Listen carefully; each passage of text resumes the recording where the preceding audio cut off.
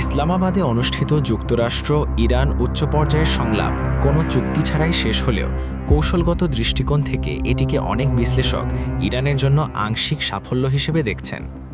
পাকিস্তানের রাজধানী ইসলামাবাদে প্রায় ২১ ঘণ্টাব্যাপী এই আলোচনায় দৃশ্যমান কোনো সমঝোতা না এলেও দর কষাকষির শক্তির ভারসাম্যে গুরুত্বপূর্ণ পরিবর্তন স্পষ্ট হয়েছে। বিশেষজ্ঞদের মতে ইরানের সবচেয়ে বড় সাফল্য হল আলোচনার টেবিলে নিজেদের অবস্থানকে দুর্বল পক্ষ থেকে প্রভাবশালী পক্ষ হিসেবে প্রতিষ্ঠা করা। দীর্ঘদিন ধরে ইউনাইটেড স্টেটস চাপ প্রয়োগের কৌশল ব্যবহার করলেও এবার ইরান তা কার্যকরভাবে মোকাবিলা করতে সক্ষম হয়েছে। বিশেষ করে হরমুজ প্রণালীর ওপর নিয়ন্ত্রণ ইরানের কৌশলগত শক্তিকে নতুন উচ্চতায় নিয়ে গেছে।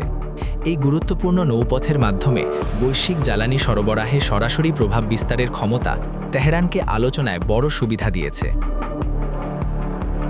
আলোচনায় যুক্তরাষ্ট্র যেখানে অবাধ নৌ চলাচলের দাবি তুলেছে, সেখানে ইরান নিয়ন্ত্রিত ও শর্তসাপেক্ষ চলাচলের প্রস্তাব দিয়েছে। এর মাধ্যমে তারা স্পষ্ট করেছে যে ভবিষ্যতের কোনো সমঝোতায় তাদের শর্তই প্রাধান্য পাবে। বিশ্লেষকদের ভাষায় এটি একটি কৌশলগত পুনর্বিন্যাস, যেখানে ইরান শুধু প্রতিরোধ নয় বরং নিয়ন্ত্রণ প্রতিষ্ঠার বার্তা দিয়েছে।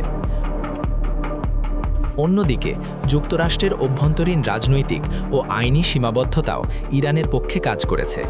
ডোনাল্ড ট্রাম্প প্রশাসন কংগ্রেসের সমর্থন ছাড়া দীর্ঘমেয়াদী সামরিক পদক্ষেপ নিতে পারছে না।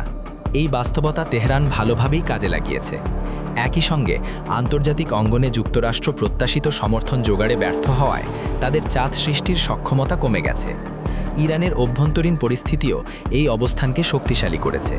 দেশটির জনগণের একটি বড় অংশ মনে করছে সামরিক ও কৌশলগতভাবে অর্জিত সুবিধা আলোচনার টেবিলে ছেড়ে দেওয়া উচিত নয়। ফলে সরকার কঠোর অবস্থান বজায় রাখতে রাজনৈতিকভাবে আরও স্বাচ্ছন্দ্য বোধ করছে।